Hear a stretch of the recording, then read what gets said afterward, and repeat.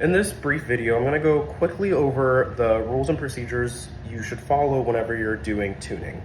So for starters, you need to have any tuner app. I use Total Energy. It's probably the most commonly used app for musicians. Highly recommended. It's about $6 on Google, I think about $10 for Apple. But I highly recommend it. If not, there's free options as well. Any app should do, but this is the one I understand the best, so I'm gonna teach based off of this. Use whatever you're comfortable with. And now, moving on to your setup. When you're tuning, you should not be ever tuning by plucking. You can get pretty close, but it's a lot easier to use your bow. So have whoever's playing use full bows, connected bows, very legato, very sustained. And then they also need to be able to hold their instrument without using their left hand. So a lot of students will rely on their posture by keeping it supported with their hand. You need to make sure that you can support the instrument without your hand.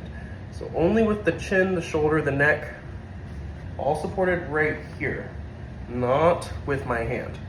So have your student support your instrument without using their hand. If they can do this and the instrument stays parallel to the ground, that's good. Now, the last thing is you want to reach your left hand underneath everything, underneath the instrument, underneath the bow, so that they can reach around and grab their fine tuners when they're tuning.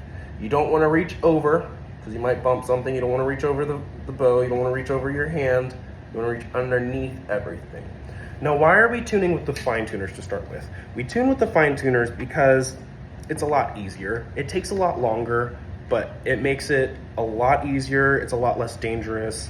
If you're tuning with the pegs, I advise you not to, but if you do, there's a couple risks that come along with that. So when you're tuning with the pegs, they're very sensitive. You can break the peg box if you're not careful enough. You can break the pegs, the strings can snap on you, and it can give you some scars. You don't want that.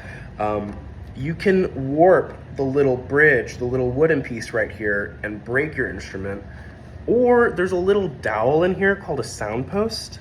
If the strings are too loose or too tight, it can make the sound post inside collapse, which will allow the instrument to cave in on itself. So there's a whole bunch of reasons why we don't want to use the pegs. I would leave the pegs to the teachers, and eventually you will learn. But for starters, just start with your fine tuners. Now, I only have one fine tuner, so for the purpose of this video, I'm gonna start with my E string. But when we are going over tuning with the fine tuners, we might start backwards. We might start from the G string and work our way up. We might start from the A string and work our way down and then get back to the E string. But just for the purpose of this video, I'm gonna use my E string. So use whatever strings you are wanting to. For starters, I might start with the lowest. So start with your G string maybe. But for the purpose of the video, I'm just gonna use my E string because that's the only fine tuner I have.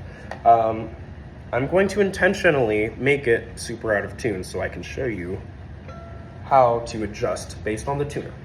So now that we have all of our posture, I'm going to go through tuning. You want to have a good sound first, so I'm going to just play my E string super connected and super loud and super sustained. It definitely sounds out of tune. So now I'm going to go over how you look at the screen to try and adjust, make sure that it's perfect.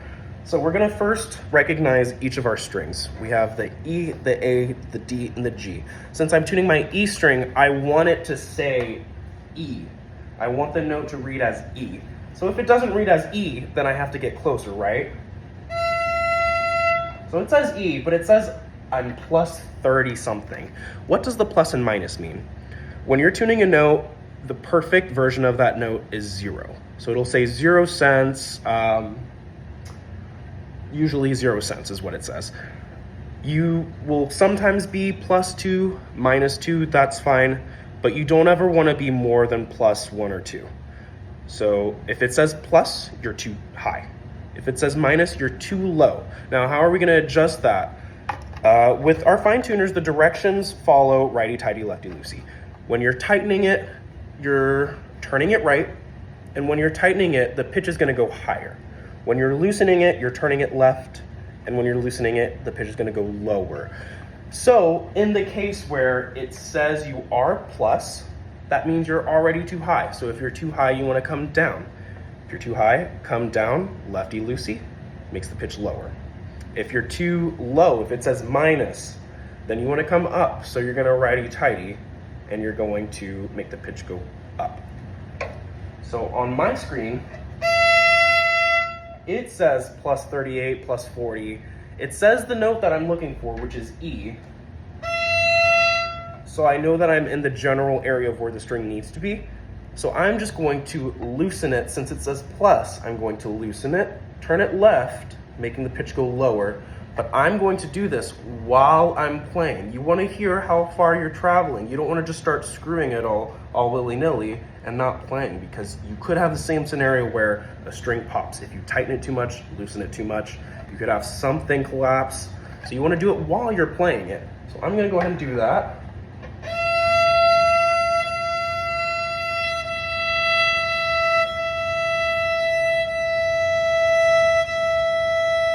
And my goal is to have it in the green, have it right in the middle, have it 0 cents. Now, again, if you're 1 or 2 cents off, it's no big deal. And I could elaborate on all of these different things, but you just kind of want it right in the middle. So wherever your tuner shows, you need it in the middle, you need it 0 cents, you want it green, whatever its indicator is to say that you're in tune, that's your goal. So just remember, righty-tighty, lefty-loosey. I would start with your lowest string, and then you can work your way up to D, then A, then E. Just remember, you must have good posture. You must be able to reach underneath everything. You need to sustain your bows, full sound. And then you want to tune while you're playing. And while you're playing, you're just watching the screen the whole time until it is perfectly in tune.